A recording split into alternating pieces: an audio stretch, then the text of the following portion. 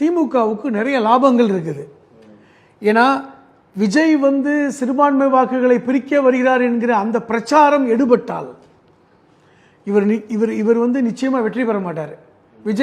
விஜய் இப்போ 25-30 விழுக்காடு வாக்குகளை வாங்கி ஆட்சி அமைக்க முடிய வாய்ப்பு இருக்குமான்னு தெரியல.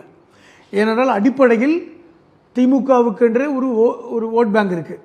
அது 20-25 விழுக்காடு ஓட் பேங்க் இருக்கு. அதிமுகவுக்குமே ஒரு 20 விழுக்காடுக்கு சற்றே குறைவாக ஒரு 19.5 விழுக்காடு வாக்குகள் அதிமுகவுக்கு விழும். பாஜகவுக்கு 5 விழுக்காடு வைங்களேன். அவங்க சொன்ன மாதிரி 11.2 கிடையாது, 5 விழுக்காடு உள்ளதான். அந்த வாக்குகள் போனாலும் கூட விஜய்க்கு மீதமுள்ள வாக்குகள் பெரும்பான்மையான வாக்குகள் அல்லது இதுவரை வாக்கு சதவீதத்தை விட அதிகமாக போலிங் ஆகணும். பொதுவாக 75% போலிங் ஆகுதுன்னு வைங்க. இப்போ விஜய் நிற்கிறாரு அப்படின்னு சொல்லி கூடுதலாக ஒரு 10% போலிங் ஆகணும். அதெல்லாம் நடந்தால்தான் விஜய்க்கு அந்த வாக்குகள் விழக்கூடிய வாய்ப்பு. எப்படி இருந்தாலும் 3 விதமாக பிரியுதுல. இப்போ நாம் தமிழருக்கும் ஒரு 4-5 விழுக்காடு வாக்குகள் போக வாய்ப்பு இருக்கு. இப்போ இது எல்லாமே திமுக எதிர்ப்பு வாக்குகள் தான். அதனால் திமுகவிற்கு எப்படி இருந்தாலும் லாபம் தான். விஜய் அதிமுக பாஜகவோடு சேர்ந்திருந்தாலும் திமுகவுக்கு லாபம் இருக்கு.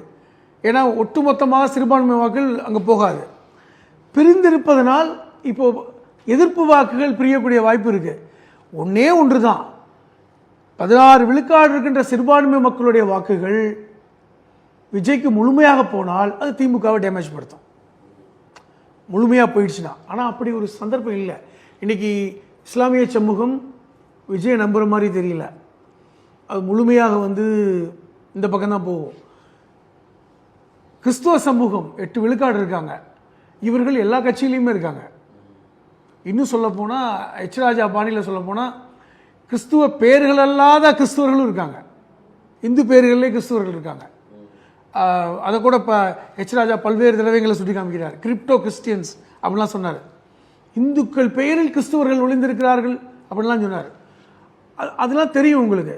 அதனால தான் அடிக்கடி விஜய் ஜோசப் விஜய் என்று பாஜக சொல்வதற்கு காரணம், கிறிஸ்துவ வாக்கள் திமுக இல்லாமல் இப்படியாவது போய் சேரட்டும், நமக்கும் வராது அப்படின்னு.